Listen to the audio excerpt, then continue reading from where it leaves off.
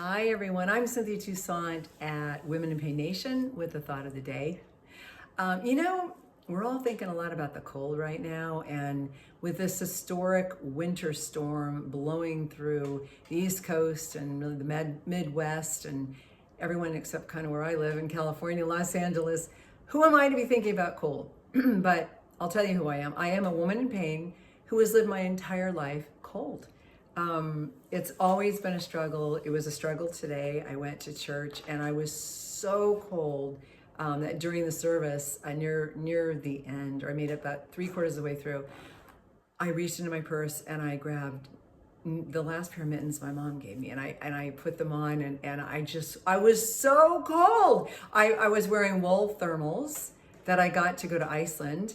I'm wearing them right now, and still freezing. And I've got boots on that were made for basically Minnesota weather, and my feet are freezing, except that I have a little secret weapon here, which I'm going to tell you about. But we women in pain, so many of us are cold all the time. I mean, I hear that all the time. I have Raynaud's.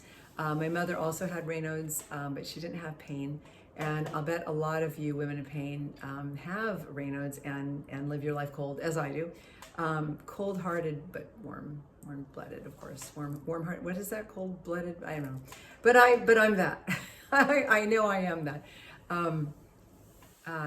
Anyway, actually, having Raynaud's was really hard growing up because I remember in high school, the other girls would make fun of me because my hands would turn so purple, and they'd play tic-tac-toe on Cynthia's hands, and that was embarrassing. I didn't like that. And my mother's feet and hands were always purple. And I remember I used to see an integrative doctor that I really loved long ago before he moved to back east. And I'm still thinking about forgiving him someday. This was like 25 years ago. And when my feet would hang over the doctor's table, whatever you call it, he would laugh because they would turn so purple. And then he would tell me that he had one other patient who had feet, I think they were as purple or more purple, but this patient was in her 90s. This was like 25 years ago. So I really am cold. And one thing I do is, and if you ever hear this in the thought of the day, if you ever hear like a funny shh sound, it's probably my portable heater, which basically follows me around the condominium. I have to put it back down so it goes on again. Okay. I don't know what I would do without that heater because we don't turn the heat on very often. My partner John doesn't want to waste energy, neither do I, but I'm the cold one. Actually, he's lost weight now. He gets cold now. He's finally getting it. I see him nodding over there. So that is a really good trick, something that really works well for me. Honestly, I don't know what I would do without it. I would just, more layers, but after wool thermals, how many more layers can you go? And then another thing that I do, my nose itches, is I use a heating blanket. So God bless every heating blanket.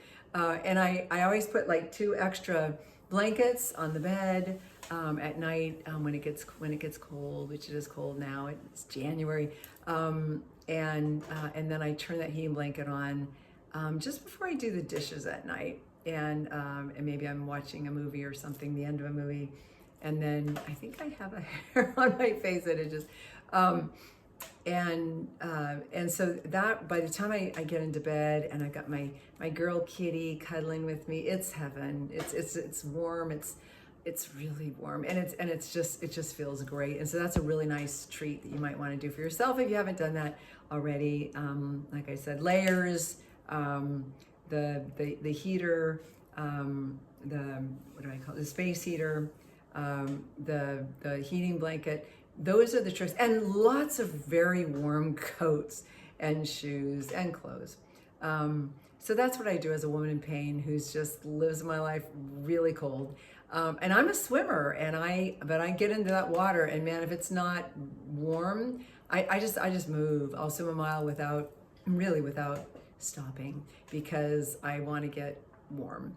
And then when you go into the dressing room afterward, it's really cold. But then there's a nice hot shower, which is wonderful. That's another great thing, warm, hot water. Tell me your stories as women in pain. I know that so many of you are always cold like me. What are some of your tricks? What works? What doesn't work? Have you bought a pair of wool thermals yet? I want to know your cold stories, brrr, and then how you get warm and how you make it through these cold months, especially if you're where that really bad winter storm is. I hate to remind you about it. Stay warm. Cynthia Toussaint, Women in Pain Nation, sending love to all of you and with thoughts of warmth and be safe out there, okay? Lots of love. Signing off for now. Talk to you really soon. Bye.